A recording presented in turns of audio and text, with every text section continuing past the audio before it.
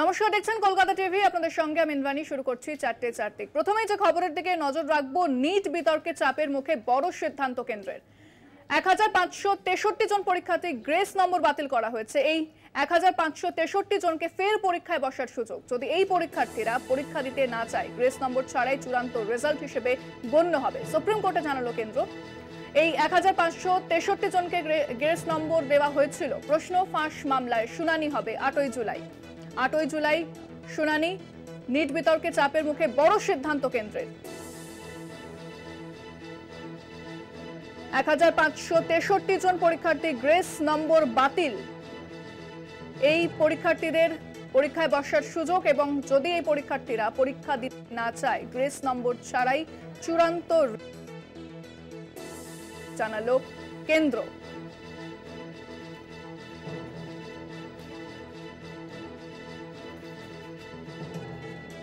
এ বিষয়ে কি বলেছেন কেন্দ্রীয় শিক্ষামন্ত্রী ধর্মেন্দ্র প্রধান, শোনাব আপনাদের। ये जो एक वातावरण बनाई जा रही है कि बहुत बड़ा एनामोली हुई है नीट के संबंध में। पिछले दिनों में नीट में आपकी जानकारी के लिए बताऊं, 24 लाख स्टूडेंट्स अपियर करते हैं। अभी जो मसला जो सुप्रीम कोर्ट के सामने आज भी चल रहा है, सरकार ने अपना पक्ष रखा है उसमें, ये लगभग 1550 स्टूडेंट की है और एक ग्रेटर क्वेश्चंस कुछ उठाए गए हैं। सरकार उसकी सामना करने के लिए, उसको संतुष्टि के साथ बच्चों को उत्तर देने के लिए बहुत प्रामाणिकता के साथ खड़ा है। অন্যদিকে এই বিষয়ে কি বলেছেন কংগ্রেস মুখপাত্র গৌরব গগৈ, শোনাব আপনাদের। कि 24 लाख बच्चों ने जो नीट की जो परीक्षा दी है, उनके भविष्य के साथ जो खिलवाड़ आज इस परीक्षा के द्वारा हुआ है, उस पर एक जांच होनी चाहिए, सीबीआई की जांच होनी चाहिए। जिस एजेंसी के नेतृत्व में ये पूरा स्कैंडल हुआ, उसी को जांच करने की जिम्मेवारी दे दी। এ বিষয়ে আমরা কথা বলেছিলাম তৃণমূল মুখপাত্র অরূপ চক্রবর্তী এবং সিপিএম নেতা তন্ময় ভট্টাচার্যের সঙ্গে। কি বলেছেন তারা, শোনাব আপনাদের।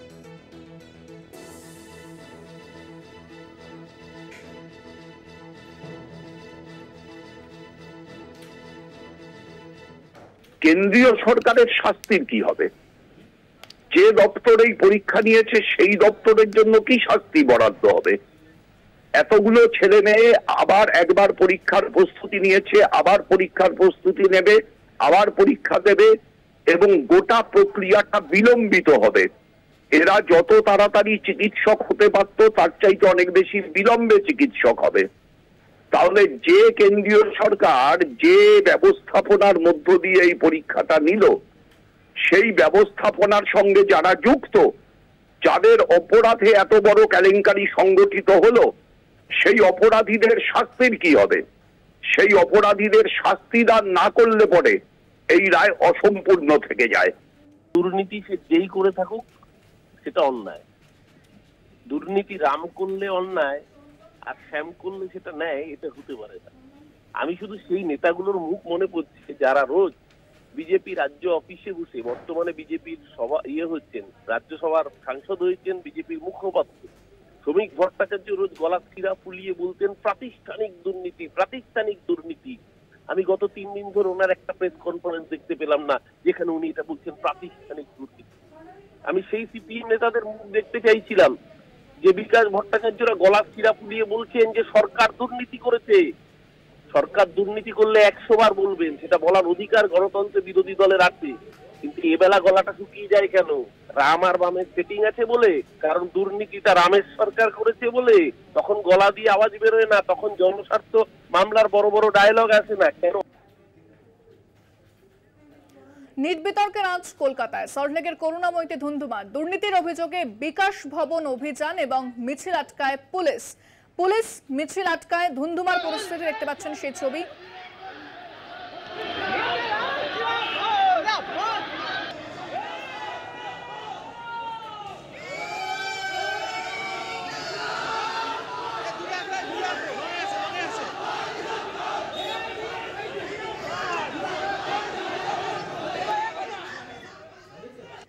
এ বিষয়ে বিস্তারিত কথা বলবো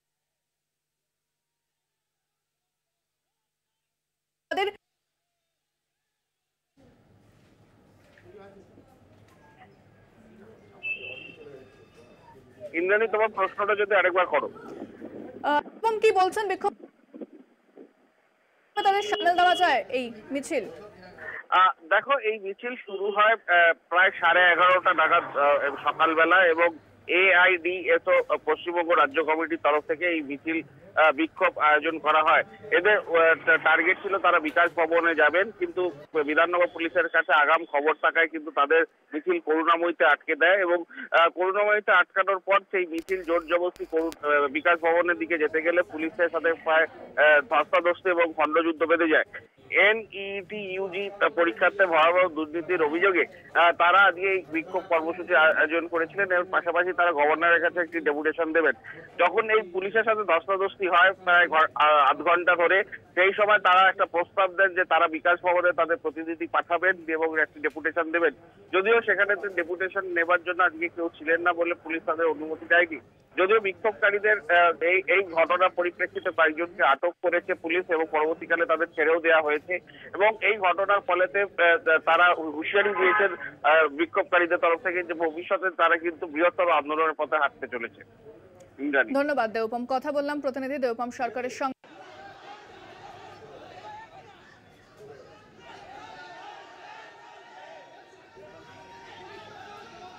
বিকাশ ভবন অভিযান ঘিরে উত্তেজনা, AIDSOর অভিযান বিকাশ ভবন এবং মিছিল আটকালে ধুন্ধুমার পরিস্থিতি, উত্তেজনা এলাকায়।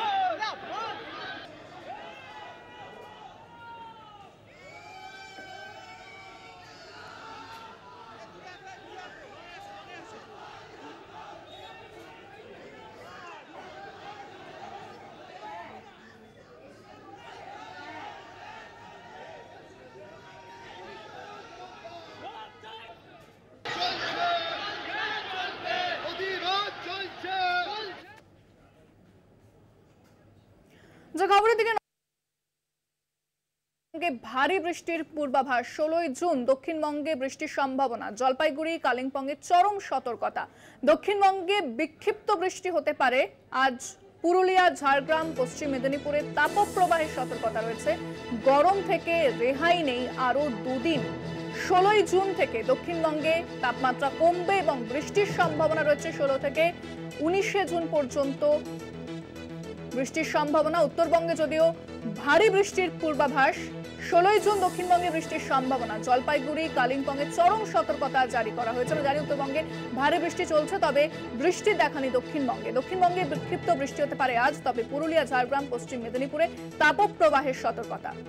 গরম থেকে রেহাই নেই আরো দুদিন। 16 জুন থেকে দক্ষিণবঙ্গে তাপমাত্রা কমবে।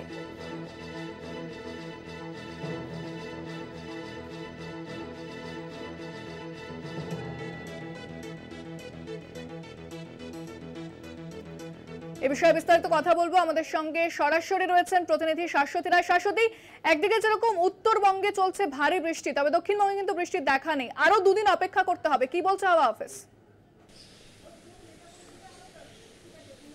একেবারেই যেমনটা পূর্বাভাস মিলেছে আলিপুর আবহাওয়া দপ্তরের তরফ থেকে, সেই অনুযায়ী 16 তারিখের আগে দক্ষিণবঙ্গে সেই অর্থে বৃষ্টি নেই। প্রাক বর্ষার বৃষ্টি শুরু হবে দক্ষিণবঙ্গে 16 তারিখের পর, অর্থাৎ 14 থেকে আগামী 20 জুন পর্যন্ত এই যে সপ্তাহ, সেই সপ্তাহে দক্ষিণবঙ্গে বৃষ্টির সম্ভাবনা কিন্তু একেবারেই ক্ষীণ।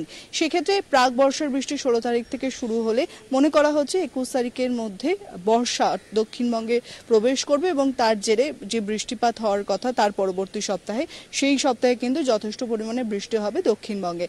সবথেকে বড় বিষয়, উত্তরবঙ্গের জন্য জারি রয়েছে লাল সতর্কতা, এবং আলিপুরদুয়ার এবং যে কালিম্পং, এই দুই জেলাতে লাল সতর্কতা জারি রয়েছে আগামীকালও, এবং দক্ষিণবঙ্গের প্রত্যেকটি জেলাতে জারি রয়েছে অতি ভারী বৃষ্টির সতর্কতা। সেক্ষেত্রে এই বৃষ্টিপাত চলবে আগামী 16 তারিখ পর্যন্ত। ধীরে ধীরে বৃষ্টির পরিমাণ কমবে, তবে এই বৃষ্টি একেবারেই যে সাইক্লোনিক সার্কুলেশনের অবস্থান রয়েছে নর্থ ওয়েস্ট বিহার থেকে নাগাল্যান্ড পর্যন্ত সেই cyclonic circulation sub Himalayan West বেঙ্গলে এই মুহূর্তে অবস্থানরত এবং যেটি প্রচুর পরিমাণে জলীয় বাষ্প বঙ্গোপসাগর থেকে ইনক্রিজ করছে এবং যার জেরেই এই বৃষ্টিপাত এবং উত্তর পূর্ব যে রাজ্যগুলো রয়েছে সেখানেও অতি ভারী বৃষ্টিপাত এবং যার জন্যই কিন্তু নদীর জলস্তরও এই মুহূর্তে অনেকটাই বৃদ্ধি পেয়েছে এবং উত্তরবঙ্গে বেশ কিছু জেলা ইতিমধ্যেই প্লাবিত হয়েছে। যেমনটা জানা যাচ্ছে আলিপুর আবহাওয়া দপ্তরের তরফে যে এই ভারী বৃষ্টি কিন্তু আগামী 16 তারিখ পর্যন্ত জারি থাকবে উত্তরবঙ্গে, অর্থাৎ যেমনটা দক্ষিণবঙ্গের জন্য স্বস্তির খবর যে 16 তারিখের পর দক্ষিণবঙ্গে প্রাক বর্ষার বৃষ্টি শুরু হবে, উত্তরবঙ্গের ক্ষেত্রে কিন্তু সেই প্রাক বর্ষার বৃষ্টি বা বর্ষার যে বৃষ্টি তার কোনো রকম প্রভাবই নেই, কারণ মৌসুমী বায়ুর অক্ষরেখা যে অবস্থানে ছিল ইসলামপুর সংলগ্ন অংশে সেখানেই অবস্থান করছে এবং তার কোনো পরিবর্তন নেই বিগত 31শে মে থেকে। অর্থাৎ দেখা গেছে যে দক্ষিণবঙ্গে প্রবেশের আগে উত্তরবঙ্গে যে মুহূর্তে বর্ষা প্রবেশ করেছিল তারপর থেকে কিন্তু বৃষ্টি শুরু হয়েছিল উত্তরবঙ্গে এবং ভারী বৃষ্টি লাগাতার চলছিল। তার সঙ্গে সঙ্গে এই সাইক্লোনিক সার্কুলেশনের এই অতি ভারী বৃষ্টি বা লাল সতর্কতা জারি রয়েছে উত্তরবঙ্গের ক্ষেত্রে। অর্থাৎ দেশে এবং আন্দামান নিকোবরের দু জায়গাতেই দেখা গেছিল যে প্রাক অনেক আগেই বর্ষা প্রবেশ করেছে, যার প্রভাব মনে করা হয়েছিল যে পশ্চিমবঙ্গেও পড়তে পারে, কিন্তু সেখান থেকে অনেকটাই পিছিয়ে গেল বর্ষার বৃষ্টি। মনসুনের যে বৃষ্টি সেই বৃষ্টি আগামী 21 তারিখের পূর্বে দক্ষিণবঙ্গে অন্তত প্রবেশ করবে না, তবে ধীরে ধীরে যে পরিস্থিতি তৈরি হচ্ছে তাতে করে উত্তরবঙ্গে বর্ষার বৃষ্টি শুরু হবে 16 তারিখের পর। অর্থাৎ প্রাক বর্ষার বৃষ্টি দক্ষিণবঙ্গে এবং উত্তরবঙ্গে বর্ষার বৃষ্টি মিলতে পারে 16 তারিখ থেকে। সেক্ষেত্রে আগামী দুদিন যে লাল সতর্কতা জারি রয়েছে তার জন্য অত্যন্তভাবে দায়ী বলাই যায় যে একটি সাইক্লোনিক সার্কুলেশন, তার জেরেই এই অতি ভারী বৃষ্টির সতর্কতা উত্তরবঙ্গের 5 জেলায়। ধন্যবাদ শাশ্বতী। আমাদের সঙ্গে সরাসরি ছিলেন প্রতিনিধি শাশ্বতী রায়। অর্থাৎ অতিবৃষ্টির জন্য উত্তরবঙ্গে যেরকম পরিস্থিতি অনেকটাই খারাপ হয়ে গিয়েছে, তবে বৃষ্টির জন্য অপেক্ষা করে রয়েছে দক্ষিণবঙ্গবাসী। আরো দুদিন অপেক্ষা করতে হবে। এখনই বৃষ্টির সম্ভাবনা সেরকম নেই, তবে 16ই জুন বৃষ্টির সম্ভাবনা রয়েছে দক্ষিণবঙ্গে, যদিও উত্তরবঙ্গে লাল সতর্কতা জারি করা হয়েছে।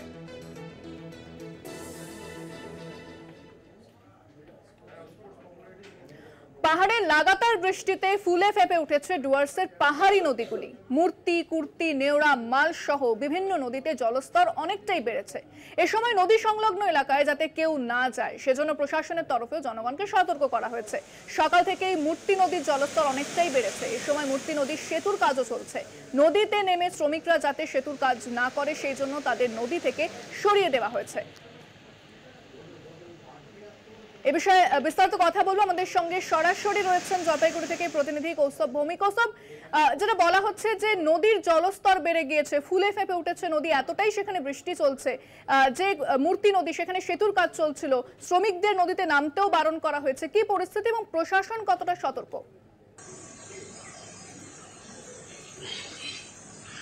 দেখো, প্রথমে যেটা প্রশাসন নজর দিয়েছে যাতে কোনো রকম এই নদীর জলস্তর বৃদ্ধি পাওয়ার কারণে কোনো রকম প্রাণহানির মতো ঘটনা বা কোনো রকম যাতে দুর্ঘটনা না ঘটে সেই কারণে কিন্তু নদীর থেকে সাধারণত মানুষকে দূরে থাকতে বলা হয়েছে। সে নদীতে সেতুর কাজ হোক কিংবা কেউ নদীতে মাছ ধরতে যাক, সমস্তটার থেকে কিন্তু মানুষকে বিরত করা হচ্ছে এবং প্রশাসনের তরফ থেকে নিয়মিত এই সমস্ত বিষয় মাইকিং করা হচ্ছে। তবে এই মুহূর্তে যে খবর পাওয়া যাচ্ছে তাতে তিস্তা নদীর জল কিন্তু অনেকটা ওপর দিয়ে বইছে এবং যেটা আমরা দেখা যাচ্ছে যে মাল মহকুমার টোটগাঁও এবং চিয়াংমারি এলাকার যে বিভিন্ন এলাকা কিন্তু নদীর জল ঢুকতে শুরু করেছে বলে এখন পর্যন্ত খবর। কাজে একটা বিষয় তোমাকে যেটা আমরা সকাল থেকে বলছিলাম, যদি বৃষ্টিপাতের পরিমাণ বাড়ে পাহাড়ে তবে কিন্তু পরিস্থিতি ক্রমশ আরও জটিল হতে পারে এমনটা কিন্তু আশঙ্কা করা হচ্ছিল। এখনও পর্যন্ত কিন্তু বৃষ্টিপাত বিভিন্ন এলাকায় চলছে, যার জেরে যে পরিস্থিতি এত সহজে স্বাভাবিক হবে সেটা কিন্তু কোনোভাবে মনে করা হচ্ছে না। কারণ বৃষ্টিপাত বাড়লে নদীর জল বাড়বে, পাহাড়ে বৃষ্টি হলে নদীর জল বাড়বে এবং সেই জল কিন্তু পরবর্তীতে বিভিন্ন যে নদী তীরবর্তী এলাকা গ্রামগুলি রয়েছে সেখানে ঢুকে পড়বে। কারণ লাল সতর্কতা জারি করা হয়েছে এবং লাগাতার যে বৃষ্টি চলছে তাতে বাড়তি কোনো ব্যবস্থা কি নেওয়া হচ্ছে? একদমই দেখো, বিপর্যয় এই যে উত্তরবঙ্গে আমরা বরাবর যেটা দেখে আসি যে বর্ষা হোক কি প্রাক বর্ষা প্রত্যেকটি সময় কিন্তু এই সমস্ত বিপর্যয়গুলো নেমে আসে। আর এই কারণে মূলত যে এলাকাগুলি বন্যাপ্রবণ প্লাবনপ্রবণ সেই সমস্ত এলাকাগুলিতে বিপর্যয় মোকাবিলা যে বাহিনী তাদেরকে মোতায়েন করা হয়েছে। ইতিমধ্যে 4টি ব্লককে সতর্ক করা হয়েছে, কেননা যেই ব্লকগুলি ঘেঁষে তিস্তা নদী বয়ে গেছে, কেননা উত্তর সিকিমে ভারী বৃষ্টির জন্যই কিন্তু তিস্তা নদীর এইরকম ভয়ালো রূপ নিয়েছে এবং যেটা দেখা যাচ্ছে যদি গাজলডোবা যে ব্যারেজ সেখানে যদি অতিরিক্ত জলের চাপ পড়ে তখন কিন্তু জল ছাড়লে সেই সমস্ত এলাকাগুলি পরবর্তীতে যে এলাকাগুলি রয়েছে একদম গাজলডোবা থেকে দৌমোহনী হয়ে একদম বাংলাদেশ যে সীমানা সেই সীমানা পর্যন্ত দুপাশ কিন্তু একটা সেই এলাকায় প্লাবনের একটা সম্ভাবনা থাকে। কাজেই সমস্তটা বিষয় করা হচ্ছে এবং যেই সমস্ত এলাকায় ইতিমধ্যে জল ঢুকেছে বা জল ঢোকার সম্ভাবনা রয়েছে সেখান থেকে সাধারণ মানুষ গ্রামবাসীদেরকে দূরে সরিয়ে নেওয়া, নিরাপদ দূরত্বে নিয়ে যাওয়া, এই সমস্ত কাজ কিন্তু প্রশাসনের তরফ থেকে করা হচ্ছে। যেহেতু প্রতি বছর এইরকম পরিস্থিতি একবার নয় একাধিকবার দেখা যায়, কাজেই প্রশাসন এই বিষয়ে সচেষ্ট রয়েছে এবং যাতে কোনো রকমভাবে পরিস্থিতি একদম হাতের বাইরে চলে না যায়, যাতে প্রশাসন সেই পরিস্থিতিকে নিজের আয়ত্তে আনতে বেগ পেতে হয়, এরকম কোনো রকম জায়গায় যাওয়ার আগেই কিন্তু সব রকম ব্যবস্থা নেওয়া হচ্ছে। প্রত্যেকটি ব্লকের ব্লক প্রশাসনকে দায়িত্ব দেওয়া হয়েছে এবং তারাই কিন্তু সমস্ত কাজ ঠিকঠাকভাবে করছে। তবে যেটা তোমাকে বললাম যে মাল মহকুমার টোটগাঁও বস্তি এবং চ্যাংমারি গ্রাম পঞ্চায়েতের বিভিন্ন এলাকায় কিন্তু তিস্তা নদীর জল ইতিমধ্যে ঢুকতে শুরু করেছে বলে আমাদের কাছে খবর রয়েছে। তবে প্রশাসন চাইছে যাতে মানুষের কোনো রকম ক্ষয়ক্ষতি না হয় এবং তাদেরকে সেখানে নিরাপদ দূরত্বে নিয়ে আসা যায়, সমস্তটা কিন্তু দেখা হচ্ছে। ইন্দ্রাণী, ধন্যবাদ। আমাদের সঙ্গে সরাসরি ছিলেন প্রতিনিধি কৌস্তব ভৌমিক এবং তাকে ধন্যবাদ জানাবো। গত কয়েকদিন ধরে যেভাবে উত্তরবঙ্গে বৃষ্টিপাত চলছে এবং লাল সতর্কতা জারি করা হয়েছে, যদিও প্রশাসনের পক্ষ থেকে সমস্ত রকম ব্যবস্থাও নেওয়া হয়েছে। গত কয়েকদিন ধরে উত্তর সিকিমে একটানা প্রবল বৃষ্টিপাতের কারণে পরিস্থিতি খারাপ হয়েছে এবং ভয়ঙ্কর রূপ ধারণ করলো তিস্তা নদী। সকাল থেকেই ফুলে ফেপে উঠেছে তিস্তা, আর এতেই ক্রমশ আতঙ্ক বাড়ছে এলাকায়। অন্যদিকে তিস্তা নদীর জলস্তর বেড়ে যাওয়ায় প্লাবিত হয়েছে তিস্তা বাজার, মল্লি, রম্বি, গেইলখোলা, 29 মাইল সহ বিভিন্ন এলাকা। স্থানীয় এলাকাবাসীরা বাড়িঘর ছেড়ে বন্ধ রয়েছে কালিম্পং এবং দার্জিলিংগামী সড়ক।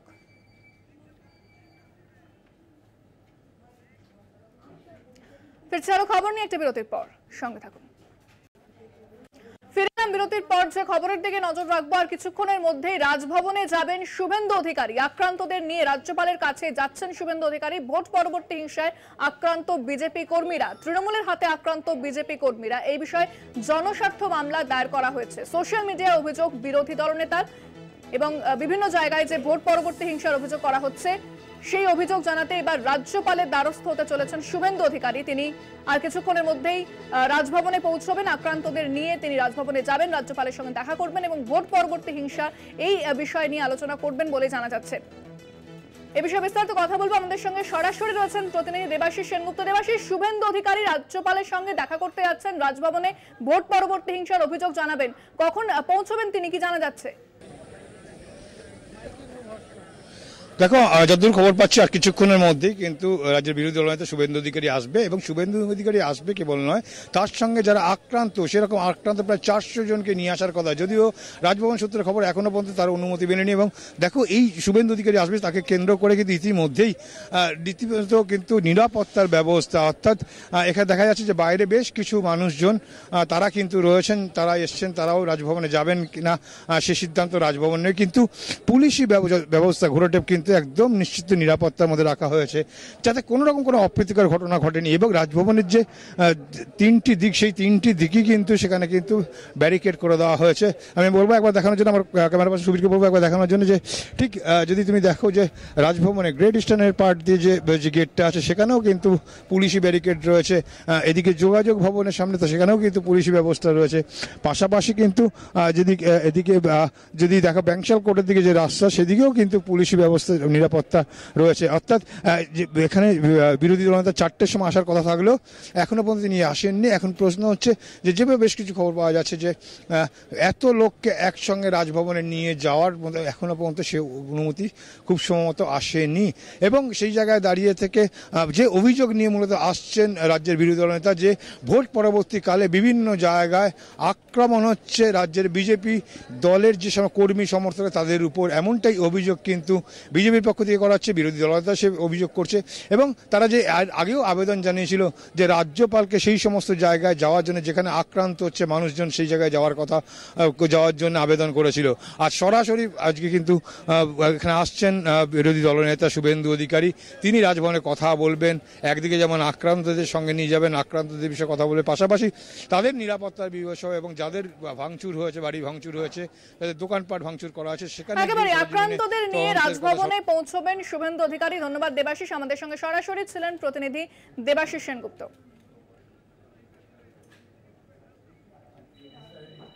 আসি পরের খবরে। বাংলায় বিজেপির বিপর্যয় দায়কার, অভিমানের সুর এবার শুভেন্দু অধিকারী গলায়।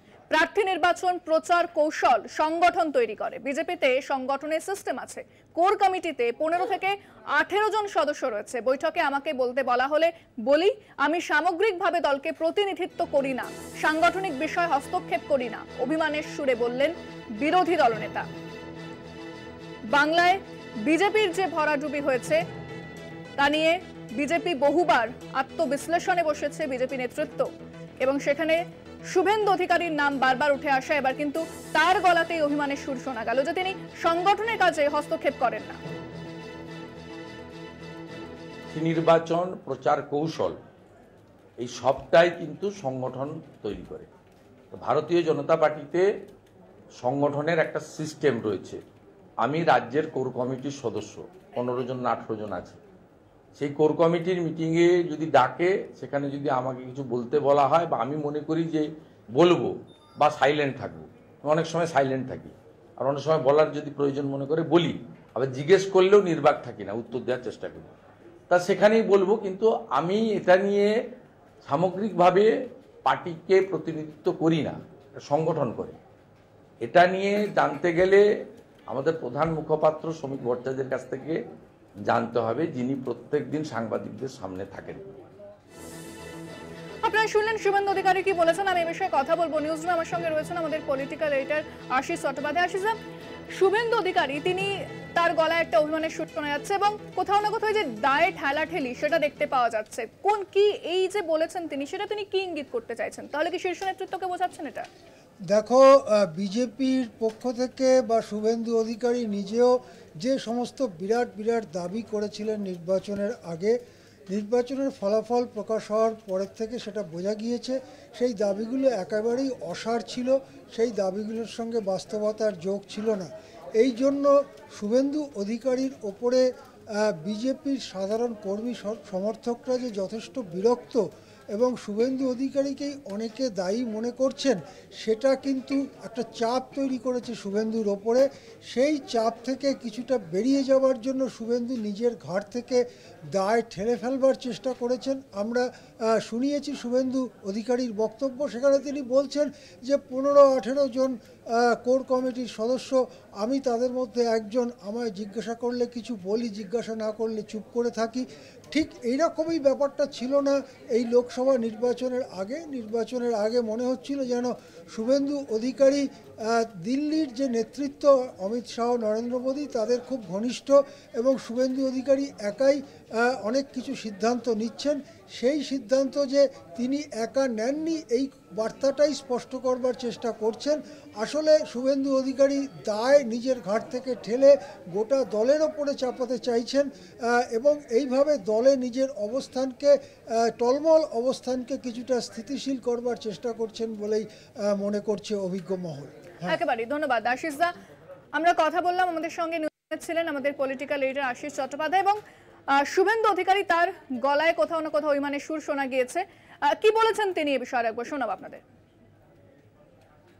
মনে করি 4 জায়গায় প্রার্থী হওয়ার পরে পার্টি স্টেট অফিস থেকে প্রচারের জন্য যদি আমাকে বলে, আমি আমার নিজের গাড়িতে, আমি তো সরকারি গাড়ি চড়ি না, আর পার্টি থেকেও তেল নিই না, আমি নিজে তেল ভরে আমার বাড়ির পয়সায়, পেট্রোল পাম্পটা আছে, কয়েক লক্ষ টাকা রোজগার আছে, বৈধ রোজগার, সেই তেল ঢুকিয়ে আমি যাবো। আর যদি রায়গঞ্জে প্রচারে যেতে হয়, ফিরতে পারবো না, মানে থাকতে হবে, তাহলে মালদাতে হোটেল ভাড়াটাও আমি নিজে পেমেন্ট করে থাকবো।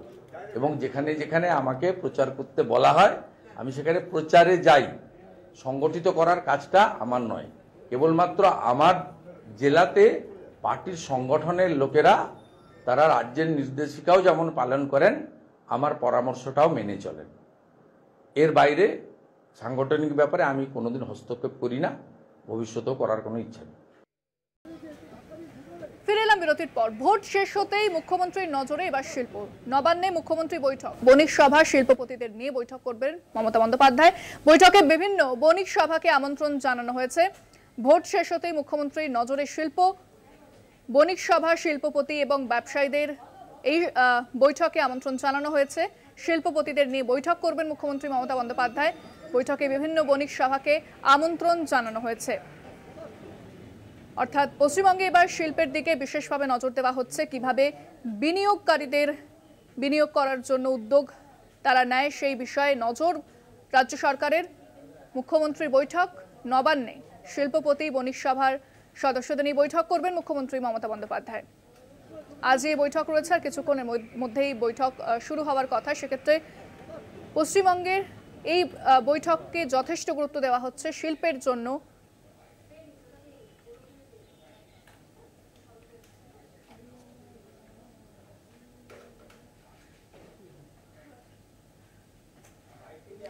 মদন তামাং হত্যা মামলায় নয়া মোড়, বিমল গুরুংকে মামলায় অন্তর্ভুক্ত করতে নির্দেশ হাইকোর্টের। সিবিআই খুনের মামলায় অন্তর্ভুক্ত করতে নির্দেশ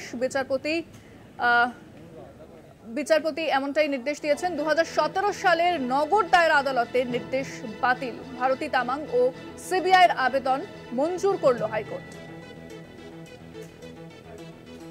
বিমল গুরুংকে মামলায় অন্তর্ভুক্ত করতে নির্দেশ আদালতের।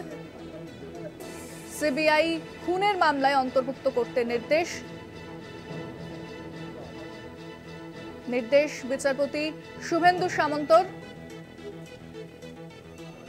2017 সালের নগর দায়রা আদালতের নির্দেশ বাতিল। ভারতী তামাং ও সিবিআইয়ের আবেদন মঞ্জুর করল হাইকোর্ট।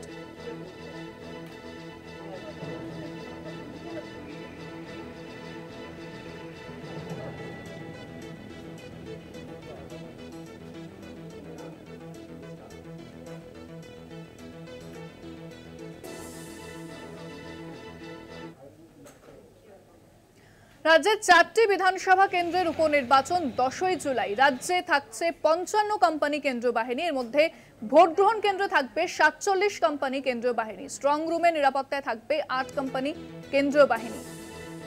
এ বিষয়ে বিস্তারিত কথা বলবো। ফোনে রয়েছেন প্রতিনিধি সত্য সুন্দর ভট্টাচার্য। সত্য, কেন্দ্রীয় বাহিনী মোতায়েন করার কথা বলা হচ্ছে এবং সেই ডিপ্লয়মেন্টের বিষয়টাও সামনে এসেছে, কি জানতে পারছো? দেখো, রাজ্যের 4 বিধানসভার যে উপনির্বাচন, সেই উপনির্বাচন আগামী 10ই জুলাই। কিন্তু তার আগেই কিন্তু লোকসভা নির্বাচনে যে কেন্দ্রীয় বাহিনী রাজ্যের বিভিন্ন জায়গায় ব্যবহার করা হয়েছিল, সেই কেন্দ্রীয় বাহিনীর মধ্যে থেকে কিন্তু 55 কোম্পানি কেন্দ্রীয় বাহিনীকে রাজ্যের 4টি বিধানসভার উপনির্বাচনে ব্যবহার করা হবে, এমনটাই কিন্তু কমিশন সূত্রে জানা যাচ্ছে।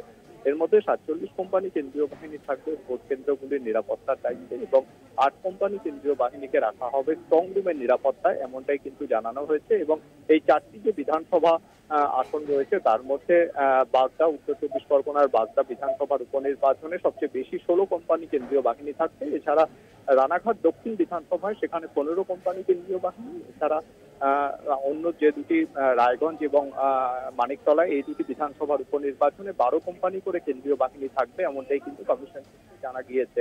এছাড়া আগামীকাল বিজ্ঞপ্তি জারি করছে আনুষ্ঠানিকভাবে এই 4টি বিধানসভার উপনির্বাচনের জন্য নির্বাচন কমিশন। এবং আগামীকাল থেকে আদর্শ আচরণবিধি লাগু হচ্ছে। সেই সঙ্গে আগামীকালই এই যে বিভিন্ন 4টি বিধানসভা এলাকায় সেখানে কিন্তু কেন্দ্রীয় বাহিনীর রুট মার্চ করবে, এমনটাই কমিশন সূত্রে জানা গিয়েছে। ধন্যবাদ সত্য।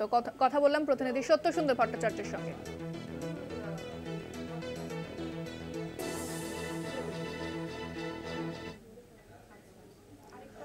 ভিড় কমছে অযোধ্যার রাম মন্দিরে। পর্যটন ব্যবসায় জোর ধাক্কা। যাত্রী অভাবে বাতিল বহু উড়ান, পর্যটক কম, মাথায় হাত স্থানীয় ব্যবসায়ীদের। অযোধ্যার রাম মন্দির যখন তৈরি হয়েছিল, প্রধানমন্ত্রী বারবার বলেছিলেন যে বহু পর্যটকের আনাগোনা হবে, পর্যটকদের ভিড় বাড়বে। তবে সেক্ষেত্রে কিন্তু উল্টো ছবিটা সামনে এসেছে। এ বিষয়ে বিস্তারিত কথা বলবো। ফোনে রয়েছেন আমাদের প্রতিনিধি জয়ন্ত চৌধুরী। জয়ন্তদা, প্রধানমন্ত্রী যেটা বারবার বলতেন যে পর্যটক আসবে, সেখানে যে ব্যবসায় সেটা উন্নতি হবে, কিন্তু এবার উল্টো ছবিটা দেখতে পাওয়া যাচ্ছে, যেখানে পর্যটকদের আনাগোনা অনেকটাই কমে গিয়েছে রাম মন্দির তৈরি হওয়ার পর। দুটো ঘটনার মধ্যে ঘটেছে। একটা হচ্ছে যে উদ্বোধন হলো 22 জানুয়ারি, তারপর থেকে এখানে পর্যটনের একটা ঢল নেমেছিল। এখন সেই ঢলটা গত মাসখানেক ধরেই কমতে শুরু করেছে এবং সম্প্রতি ভোট পর্বে সেটা একেবারেই কমে গিয়েছে। এতটাই কমেছে যে আগামী 15ই জুন থেকে মহর্ষি বাল্মীকি আন্তর্জাতিক বিমানবন্দর, যেটা অযোধ্যায় তৈরি করা হয়েছিল, প্রধানমন্ত্রী উদ্বোধন করেছিলেন, সেখানে সমস্ত উড়ান তারা বাতিল করে দিচ্ছে। একাধিক বিমান সংস্থা এরকম কথা জানিয়েছে। তো তার ফলে শুধু একদিকে এই বিমান সংস্থা শুধু বাতিল নয়, স্থানীয় ছোট ছোট দোকানদার, হোটেল পর্যটনের সঙ্গে যুক্ত যে মানুষ, বলা হয়েছিল কোটি কোটি মানুষ আসবে, সেখানে এখন দেখা যাচ্ছে যে লাখেরও তলায় নেমে গেছে মানুষের। এখানে মানে আসার সংখ্যা ক্রমশ কমছে, অনাগ্রহ মানে ব্যাপক হারে বেড়ে গেছে।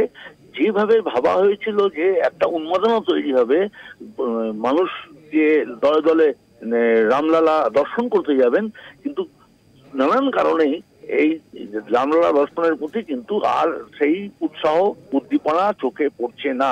তার ফলে প্রচন্ড পরিমাণে ক্ষতিগ্রস্ত হচ্ছে স্থানীয় ব্যবসায়ী। এবং বলে রাখা ভালো, এক ধরনের স্থানীয় ব্যবসায়ীদের একটা বড় অংশকে এখান থেকে উচ্ছেদ করা হয়েছিল রাস্তা চওড়া করার নাম করে, পরিকাঠামো তৈরি করার নাম করে। তারা তো সেই দিক থেকেই ক্ষতিগ্রস্ত হয়েই ছিল, এখন সেই ক্ষতির পরিমাণ আরো মানে ব্যাপক হারে বেড়ে গেছে। খুব স্বাভাবিক, সেই কারণে সম্ভবত ফৈজাবাদ এই অযোধ্যার অন্তর্গত যে লোকসভা কেন্দ্র, সেখানে বিজেপি এবার হেরে গেছে। হয়তো সেই কারণ একটা অন্যতম কারণ হতে পারে। আরেকটা বিষয় যেটা কথা উঠছে যে অযোধ্যাবাসীর কাছে, যে অযোধ্যার যারা হিন্দু মানুষ বা সারা দেশেরই হিন্দু মানুষের কাছে একটা প্রশ্ন তুলে দিয়েছিলেন সেই সময় শঙ্করাচার্যরা, 4টে ধামের শঙ্করাচার্যই তারা বিরোধিতা করেছিলেন, বলেছিলেন যে অসম্পূর্ণ গর্ভগৃহে রামলালা প্রতিষ্ঠা একটা রীতি মেনে হচ্ছে না, এটা স্বাস্থ্য বিরোধী কাজ হচ্ছে। তো যারা হিন্দু ধর্মে বিশ্বাস করে, যারা যে কারণে এই ধর্মের বিশ্বাসের জায়গা থেকেই এই তীর্থক্ষেত্র তৈরি হয়েছিল, এই মন্দির নগরীর মাহাত্ম্য, তাদের কাছে কিন্তু এর গ্রহণযোগ্যতা কি সেই কারণেই কমে গেল? সেই কারণে কি হয় না অনীহা তৈরি হয়েছে? এইসব প্রশ্নগুলো এখন উঠে আসছে যে শেষ পর্যন্ত প্রথম দিকে যে উন্মাদনা দেখা গেছিল সেটা খানিকটা রাষ্ট্রীয় একটা পরিকাঠামো তৈরি করা, খানিকটা বিজেপি শাসক দল তারা নিজেরা কিছুটা পরিকল্পিতভাবে এসেছিল একটা বাইরে একটা শো করাবার জন্য, যে লোকে দেখছে যে প্রচুর লোক আসছে, কিন্তু আসলে সাধারণ মানুষের মনে রাম মন্দির সম্পর্কে সেই ধরনের বোধহয় আবেগ এখনো তৈরি নেই বা তৈরি করতে পারেনি। ধন্যবাদ।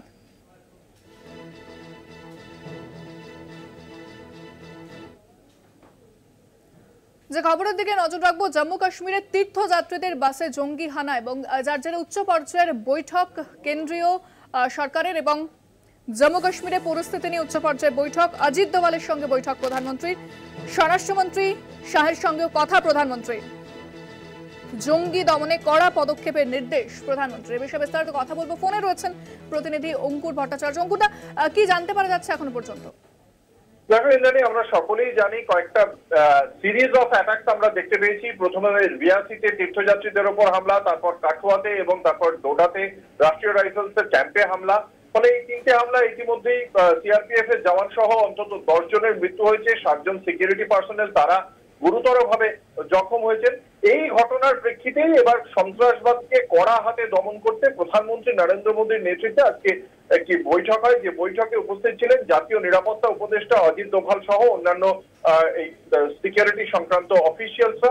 এবং তারা আজকে বসে আজকে এই বিষয়ে সার্বিকভাবে ঠিক কি পরিস্থিতি এখন এই মুহূর্তে কাশ্মীরের এবং সেখানে জঙ্গি দমনে ঠিক কি কি পদক্ষেপ করা হয়েছে সেই সংক্রান্ত বিষয় সম্পূর্ণ বিষয়টি প্রধানমন্ত্রীকে জানান জাতীয় নিরাপত্তা উপদেষ্টা অজিত দোভাল। এবং তার প্রেক্ষিতে প্রধানমন্ত্রী খুব স্পষ্টভাবে জানিয়ে দিয়েছেন যে যাবতীয় পদক্ষেপ করার জন্য যাতে সন্ত্রাসবাদকে মোকাবিলা করা যায়। এবং একই সঙ্গে প্রধানমন্ত্রী নরেন্দ্র মোদী আজকে কেন্দ্রীয় স্বরাষ্ট্রমন্ত্রী অমিত শাহর সঙ্গেও তিনি বৈঠক করেছেন, কথা বলেছেন এবং সেখানে তিনি জানিয়েছেন যে সিকিউরিটি ফোর্স এই মুহূর্তে রয়েছে, যে নিরাপত্তা বাহিনী এই মুহূর্তে রয়েছে, তার জন্য প্রয়োজনে আরো বেশি যাতে ডিপ্লয় করতে হয়, যদি করতে হয় তার জন্য যেন কোনো দ্বিধা না থাকে এবং সেই ডিপ্লয় করে কাশ্মীরের সন্ত্রাসবাদকে সম্পূর্ণভাবে দমন করতে হবে। আমরা সকলেই জানি 2019-এর 5ই অগস্ট যে কাশ্মীরের 370 ধারা বিলোপ করা হয়েছিল, তারপর থেকে 89 জন সাধারণ মানুষ, 99 জন সিকিউরিটি পার্সোনেল মারা গেছে বলে খোদ কেন্দ্রীয় স্বরাষ্ট্র মন্ত্রকের তৎকালীন প্রতিমন্ত্রী নিত্যানন্দ রায় রাজ্যসভায় বিবৃতি দিয়ে জানিয়েছিলেন। ফলে সেই জায়গা থেকে একটা অস্বস্তির ব্যাপার রয়েছে।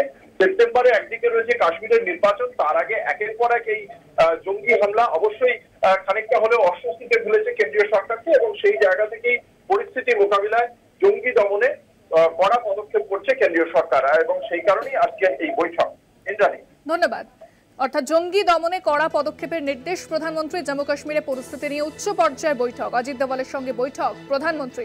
জম্মু কাশ্মীরে তীর্থযাত্রীদের বাসে জঙ্গি হানা, পাশাপাশি একাধিক জঙ্গি হানার ঘটনা সামনে আসতেই কিছুটা হলেও অস্বস্তিতে কেন্দ্রীয় সরকার। এবার তাই উচ্চ পর্যায়ের বৈঠকে প্রধানমন্ত্রী এবং অজিত দোভালের সঙ্গে তিনি বৈঠক করেন। পাশাপাশি সেই বৈঠকে ছিলেন কেন্দ্রীয় স্বরাষ্ট্রমন্ত্রী অমিত শাহ।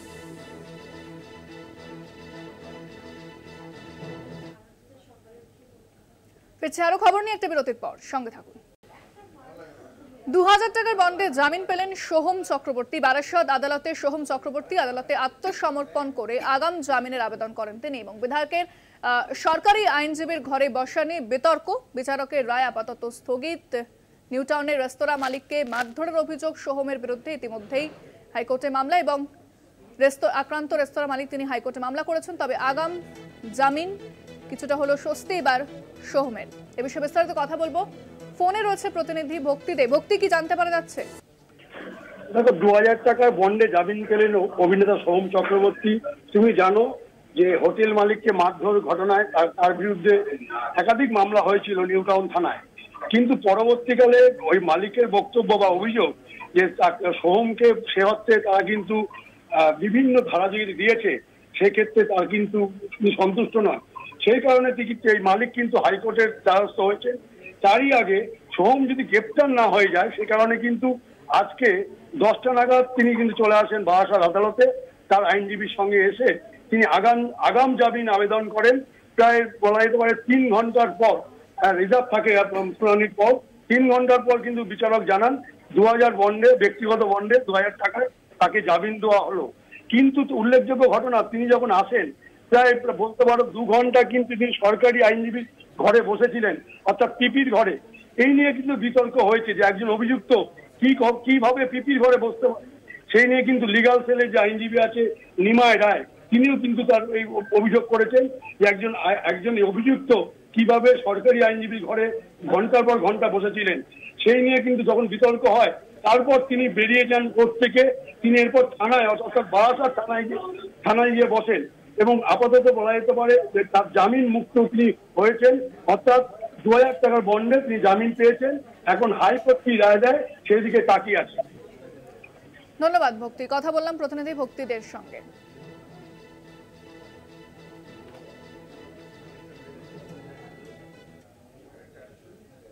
কোলাঘাটের প্রয়াগে 3 সদস্যের ফরেন্সিক দল বিস্ফোরণ স্থল থেকে নমুনা সংগ্রহণ করলো তারা এবং ফরেন্সিক দল রবিবার প্রয়াগে বাজে বিস্ফোরণ হয় মূল অভিযুক্তকে গ্রেফতার করেছে কোলাঘাট থানার পুলিশ এবং বিস্ফোরণ স্থল থেকে নমুনা ইতিমধ্যেই সংগ্রহ করেছে ফরেন্সিক দল।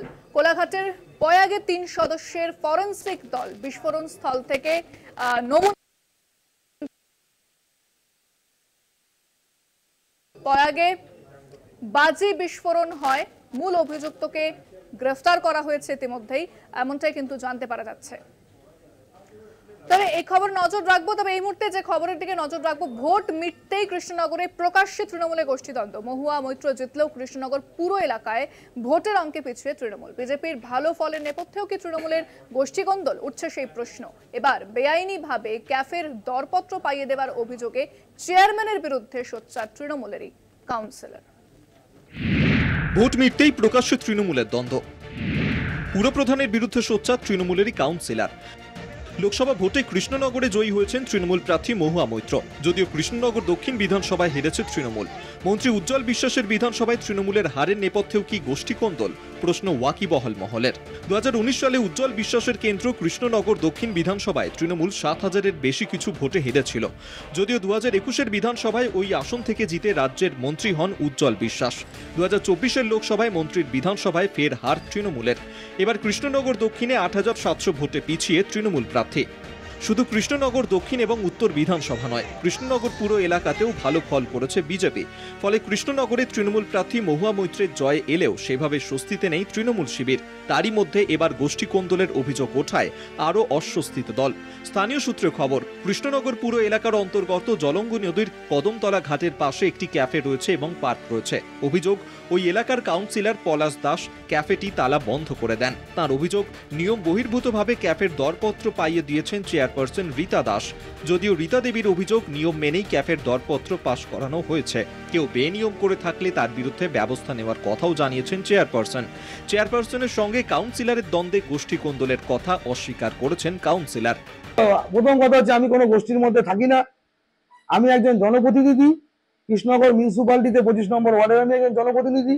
আমার কাছে যে আমাকে ভোট দিচ্ছে তারও আমি কাউন্সিলর, যে আমায় ভোট দেয়নি তারও আমি কাউন্সিলর। অতএব এই গোষ্ঠীদ্বন্দ্বের মধ্যে আমি নেই, আমি ন্যায্যের মধ্যে আছি। আমি একবার নয় একাধিকবার কৃষ্ণনগর মিউনিসিপ্যালিটির চেয়ারম্যানকে রিকোয়েস্ট করেছি, এবং সব থেকে বড় জিনিস হচ্ছে উনাকে রিকোয়েস্ট করতে কিছু হয় না, ওনার ছেলেকেও রিকোয়েস্ট করেছি। লোকসভা ভোটের আগেই কৃষ্ণনগরে স্পষ্ট হচ্ছিল তৃণমূলের গোষ্ঠীদ্বন্দ্ব। তার জেরেই কৃষ্ণনগর পুরো এলাকায় এগিয়েছিল বিজেপি। সামনে বিধানসভা ভোট, গোষ্ঠীদ্বন্দ্বের আভাস সেই ভোটেও পড়ার আশঙ্কা। আগামী বিধানসভা নির্বাচনে অভিষেক বন্দ্যোপাধ্যায়ের সেনাপতিত্বে, মমতা বন্দ্যোপাধ্যায়ের নেতৃত্বে কৃষ্ণনগর লোকসভা কেন্দ্রের 7টি বিধানসভাতেই আমরা 2026-এ জিততে চলেছি।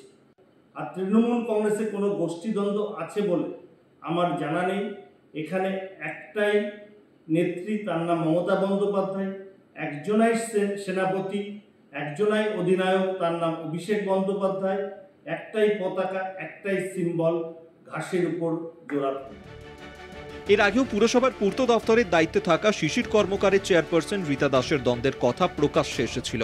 এবার সেই শিশির ঘনিষ্ঠ পলাশ দাসের সঙ্গে রীতা দাসের দ্বন্দ্ব সামনে আসায় বিধানসভা ভোটের আগে কৃষ্ণনগরে তৃণমূলের অন্তরের ছবিটা দলকে খুব একটা স্বস্তি দিচ্ছে না। কৃষ্ণনগর থেকে সুবল মজুমদারের রিপোর্ট, কলকাতা টিভি। কিছুক্ষণ আগে যে খবর আপনাদের জানাচ্ছিলাম, কোলাঘাটের পয়াগে 3 সদস্যের ফরেন্সিক দল বিস্ফোরণ স্থল থেকে নমুনা সংগ্রহ করলো ফরেন্সিক দল। রবিবার পয়াগে বাজে বিস্ফোরণ হয়। মূল অভিযুক্তকে গ্রেফতার করেছে কোলাঘাট থানার পুলিশ। তবে যে বিস্ফোরণ স্থল সেখান থেকে ইতিমধ্যেই নমুনা সংগ্রহ করেছে ফরেন্সিক দল। তারা নমুনা সংগ্রহ করেছে বিস্ফোরণ স্থল থেকে। মূল অভিযুক্তকে গ্রেফতার করা হয়েছে। যে বিস্ফোরণ হয়েছিল সেই ঘটনায় কোলাঘাট থানার পুলিশ গ্রেফতার করেছে, তবে তদন্ত চলছে। ফরেন্সিক দল তারা বিস্ফোরণ স্থলে গিয়ে নমুনা সংগ্রহ করল। কোলাঘাটের পয়াগে 3 সদস্যের ফরেন্সিক দল।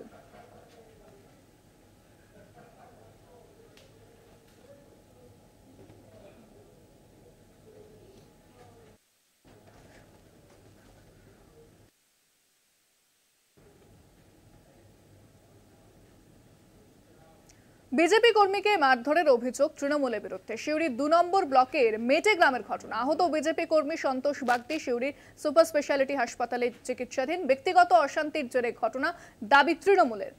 ব্যক্তিগত অশান্তির জেরে এই ঘটনা ঘটেছে এমনটাই দাবি তৃণমূলের। বিজেপি কর্মীকে মারধরের অভিযোগ তৃণমূলের বিরুদ্ধে অভিযোগ। সিউড়ি 2 নম্বর ব্লকের মেটে গ্রামের ঘটনা। আহত বিজেপি কর্মী সন্তোষ বাগদি হাসপাতালে চিকিৎসাধীন। ব্যক্তিগত অশান্তির জেরে ঘটনা, দাবি তৃণমূলের। বিজেপি কর্মীকে মারধর, অভিযোগ তৃণমূলের দিকে। তবে ব্যক্তিগত অশান্তির জেরে এই ঘটনা এমনটাই পাল্টা দাবি করেছে তৃণমূল। ফোনে রয়েছেন প্রতিনিধি ঋতভাস চট্টোপাধ্যায়। ঋতভাস, দুপক্ষ কি বলছে বিষয়? ব্লক আবারও কার্যত ভোট পরবর্তী হিংসায় উত্তপ্ত হয়ে উঠেছে। এই ঘটনার পর তাকে কার্যত বলাই যায়। অন্তত বিজেপির তরফ থেকে অভিযোগ করা হচ্ছে যে এই যে বিজেপি কর্মী, সে ভোটের পর থেকেই কিন্তু ঘর ছাড়া ছিল। অর্থাৎ এলাকার যে তৃণমূল কংগ্রেস কর্মীরা তারা কিন্তু তাকে বারংবার ভয় দেখাচ্ছিল, সেই অভিযোগও তুলেছে বিজেপি। আর তার জন্যই এই বিজেপি কর্মী লোকসভা ভোটের পর থেকে বিজেপির যে বীরভূম জেলা কার্যালয় সেখানে কিন্তু আশ্রয় নিয়েছিল, এবং ভোটের পর থেকে আশ্রয় নিয়ে বীরভূম জেলা কার্যালয় ছিল তখন সে এক জামা কাপড়েই বেরিয়েছিল, যার জন্য আজ সকালবেলায় সে বিজেপি জেলা কার্যালয় থেকে নিজের বাড়ি অর্থাৎ মেটেগ্রামে যায়, এবং সে মেটেগ্রামে গিয়ে নিজের জামা কাপড় আনতে যায় মূলত। এবং সেই সময় তাকে তৃণমূলের যে কার্যালয় আছে এলাকার সিউড়ি 2 নম্বর ব্লকের, সেখানে কিন্তু আটকে রেখে তাকে মারধর করা হয়, এমনটা কিন্তু অভিযোগ করা হচ্ছে। এরপরেই বিজেপির যে জেলা নেতৃত্ব তারা আহত বিজেপি কর্মীকে উদ্ধার করে সিউড়ি সদর হাসপাতালে ভর্তি করেন, এবং সেখানেই তাদের চিকিৎসা চলছে। যদিও এই ঘটনার পর কিন্তু এই অভিযোগ কার্যত অস্বীকার করেছে তৃণমূল জেলা নেতৃত্ব। মলয় মুখোপাধ্যায় অর্থাৎ তৃণমূল জেলা বীরভূম জেলার সহসভাপতি, তিনি বলেন যে আমরা এই ঘটনার কথা জানতে পেরেছি, সম্ভবত এটা ব্যক্তিগত কোনো আক্রোশ থেকে এই ঘটনা ঘটেছে, যেটাকে রাজনৈতিক রং দেওয়ার চেষ্টা চলছে। যদি এর পেছনে রাজনৈতিক কোনো ঘটনা ঘটে থাকে, যদি তৃণমূল কর্মীরা দায়ী থাকে, তাহলে সেক্ষেত্রে ব্যবস্থা নেওয়া হবে। অন্যদিকে অভিযুক্ত যুবক অর্থাৎ বলরাম বাগদি, যিনি এলাকার তৃণমূল নেতা, সেও কিন্তু এই ঘটনার কথা অস্বীকার করেছেন এবং বলেছেন এই ঘটনা যখন ঘটে তিনি সেই সময় এলাকাতে ছিলেন না এবং তিনি এলাকায় এসে সেই কথা শুনতে পান এবং ব্যক্তিগত ঘটনা আক্রোশের কথাই তিনিও বলেছেন। ইন্দ্রাণী, ধন্যবাদ ঋতুভাষ।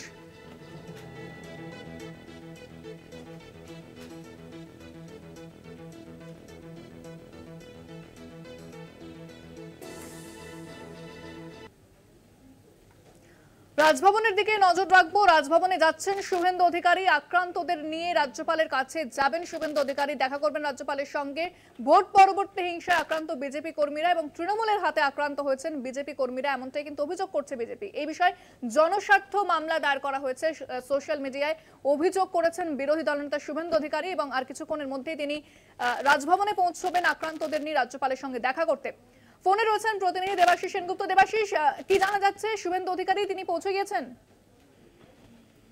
দেখা যাচ্ছে যে রাজভবনের ঠিক সামনেটায় আর যেটা গ্রেট ইস্টার্ন হোটেল, তার সামনে যে রাস্তা, সেখানেই কিন্তু রাজ্যের বিরোধী দলনেতা শুভেন্দু অধিকারী তার কনভয় সহ সেখানে দাঁড়িয়ে রয়েছে। আর যারা আক্রান্ত মানুষ আছেন, সেই আক্রান্ত মানুষজনকে আমরা দেখেছি বহুক্ষণ আগে থেকে এসেই তারা কিন্তু ঠিক যোগাযোগ ভবনের সামনে অপেক্ষা করছিল। যতদূর মনে হয় যে সেই আক্রান্তদের মধ্যে তাদেরকে সঙ্গে করে নিয়ে বিরোধী দলনেতা যাবেন রাজভবনে। কেন, মূল বিষয় হলো রাজভবনে তিনি যেটা যাচ্ছেন, যেটা জানা যাচ্ছে যে রাজ্যের বিভিন্ন জায়গায় ওই ভোটের পরে যেভাবে আক্রমণ করছে রাজ্যের শাসক দল, এমনটাই অভিযোগ অন্তত বিজেপির পক্ষ থেকে। সেই আক্রমণে বহু কর্মী সমর্থক যারা ক্ষতিগ্রস্ত হয়েছে, অনেকে ঘর ছাড়া রয়েছে, অনেকে কলকাতায় রয়েছে, আর তাদের একটা অংশকে নিয়েই কিন্তু রাজভবনে যাওয়ার কথা রাজ্যের বিরোধী দলনেতা শুভেন্দু অধিকারী। একদিকে যেমন তাদের নিরাপত্তার ব্যবস্থা করতে হবে, পাশাপাশি দাবি হচ্ছে যারা আক্রান্ত হয়েছে, যাদের বাড়ি ভাঙচুর করা হয়েছে, সেখানে সরেজমিনে গিয়ে দেখতে হবে রাজ্যপালকে, এমনটাই আবেদন এর আগে জানিয়েছিল। আজ এসে ঠিক এই প্রসঙ্গটাই হয়তো তুলে ধরবে, আক্রান্তদের পাশে থাকার বার্তা দেবেন, এমনটাই কিন্তু মনে করছেন রাজনৈতিক মহল। ধন্যবাদ দেবাশিস।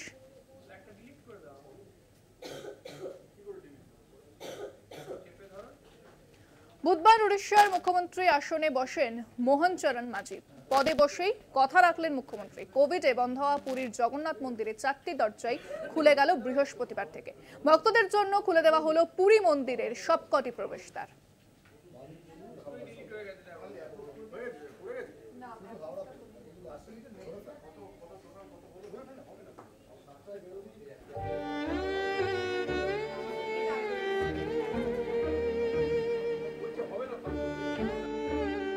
বাঙালির অন্যতম পছন্দের ভ্রমণের জায়গা পুরী, যার মূল আকর্ষণ শতাব্দী প্রাচীন পুরীর জগন্নাথ মন্দির। রথযাত্রা ছাড়াও সারা বছর মন্দিরে উপচে পড়ে ভিড়। কিন্তু করোনাকালে মন্দিরের একটিমাত্র দরজা খোলা রাখার সিদ্ধান্ত নিয়েছিল বিজেডি সরকার। তবে করোনা অতিমারি কেটে গেলেও সেই একই সিদ্ধান্ত কার্যকর থাকে, ফলে অসুবিধায় পড়েছিলেন পুণ্যার্থীরা। 24 বছরের নবীন পট্টনায়কের বিজেডির রাজত্ব শেষ 24-এর বিধানসভায়। বুধবারই ওড়িশার মুখ্যমন্ত্রী হিসেবে শপথ নেন মোহন চরণ মাঝি। মুখ্যমন্ত্রী পদে শপথ নেওয়ার পর প্রথম ক্যাবিনেট বৈঠকেই পুরীর জগন্নাথ মন্দির নিয়ে বড় সিদ্ধান্তের ঘোষণা। 4 বছর পর খুলল 4 দরজা। প্রথমবার ক্ষমতায় এসে ওড়িশায় মোদি ম্যাজিক। বুধবার প্রথম ক্যাবিনেট বৈঠকেই মুখ্যমন্ত্রী মোহন চরণ মাঝি পুরীর জগন্নাথ মন্দিরের 4টি দরজা খুলে দেওয়ার প্রস্তাবে সম্মতি জানান। আর সেই মতোই 13 জুন থেকে খুলে দেওয়া হলো মন্দিরের 4টি দরজাই। মুখ্যমন্ত্রী মোহন চরণ মাঝি ও ওড়িশার সব মন্ত্রীদের উপস্থিতিতে খোলা হয় মন্দিরের 4 দরজা। উপস্থিত ছিলেন 2 উপমুখ্যমন্ত্রীও। महाप्रभु जगन्नाथ की सुरक्षा, रक्षणाबेक्षण और उनके जो डेवलपमेंट का जो काम भी और जो तत्कालीन परिस्थिति का मुकाबला करने के लिए सरकार ने एक कॉर्पस फंड वो कैबिनेट में प्रस्ताव 2 नंबर पर हमने प्रस्ताव रखे, निष्पत्ति भी लिए। अगला जो बजट आएगा उसमें से हम कॉर्पस फंड 5 करोड़ का बजट में रखते हुए उसका मैनेजमेंट के लिए निश्चित रूप से जल्द से जल्द हम व्यवस्था। ওড়িশায় বিধানসভা নির্বাচনের আগে বিজেপির ইস্তাহারে অন্যতম প্রতিশ্রুতি ছিল পুরীর মন্দিরের 4টি দরজাই খুলে দেওয়া। ক্ষমতায় আসার সঙ্গে সঙ্গে সেই প্রতিশ্রুতি রাখল মোদী সরকার। এবার আর লম্বা লাইন নয়, 4টি প্রবেশদ্বার দিয়েই জগন্নাথ দর্শন করবেন ভক্তরা। কলকাতা টিভি। 4:04 এখন এই পর্যন্তই। দেখতে থাকুন কলকাতা টিভি, রাত 3, 7 দিন।